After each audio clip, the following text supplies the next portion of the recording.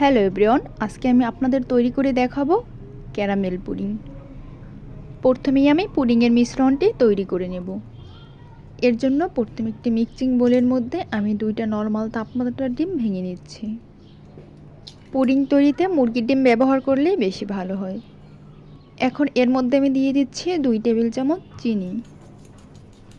ডিমের সাথে চিনিটা গলে মিশে যাওয়া পর্যন্ত এভাবে একটুখানি নেড়ে নিতে হবে। এখন আমি দিয়ে দিচ্ছি এর মধ্যে কিছুটা ভ্যানিলা এসেন্স। আর এই এসেন্সটা আমি ইউজ করেছি ডিমের গন্ধটা যাওয়ার জন্য। এসেন্স না থাকলে আপনারা লেবুর রসও ব্যবহার করতে পারেন, এতে করে কোনো রকমের ডিমের গন্ধ থাকবে না। এখন আমি আগে থেকে জাল করে রাখা ঠান্ডা দুধ দিয়ে দিচ্ছি। অবশ্যই দুধটা ঠান্ডা হতে হবে। এবার সব একসাথে একটু মিশিয়ে নিলেই পুডিংয়ের মিশ্রণ একদম তৈরি। আমি এবার বাটিটাকে সরিয়ে নিচ্ছি।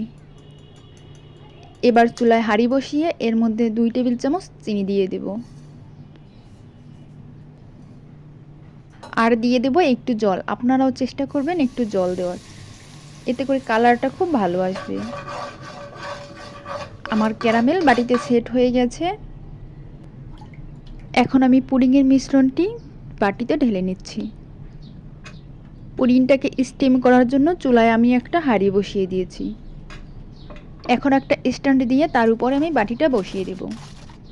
বাটিটা ফয়েল পেপার দিয়ে ঢেকে দিচ্ছি। আপনাদের কাছে ফয়েল পেপার না থাকলে আপনারা বাটির ঢাকনি থেকেও ঢেকে দিতে পারেন। ফয়েল পেপার দিয়ে পুডিংয়ের মিশ্রণটি ঢেকে এবার আমি হাঁড়িতে কিছুটা জল দিয়ে দিলাম। ঢাকা দিয়ে আমি পুডিংটাকে মিডিয়াম আঁচে জাল করে নেব 20 মিনিট পর্যন্ত। 20 মিনিট পরে ঢাকনা উঠিয়ে পুডিংটি চেক করে নিচ্ছি। পুডিংয়ের ভিতরে একটা কাঠি ঢুকিয়ে দেখুন কাঠি একদম ক্লিয়ার আসছে, তার মানে এটা সুন্দরভাবে সেট হয়ে গিয়েছে। এবার আমি চুলা থেকে নামিয়ে নিলাম।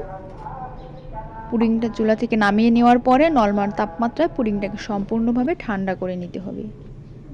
কিন্তু আমি পুডিংটি ঠান্ডা হওয়ার আগে মোল্ড আউট করেছি, তাই আমার পুডিংটা একটু ফেটে গিয়েছে। আপনারা পর্যাপ্ত পরিমাণে ঠান্ডা করে তারপরে পুডিং মোল্ড আউট করবেন, এতে করে পুডিংটা আর ফাটার সম্ভাবনা থাকবে না।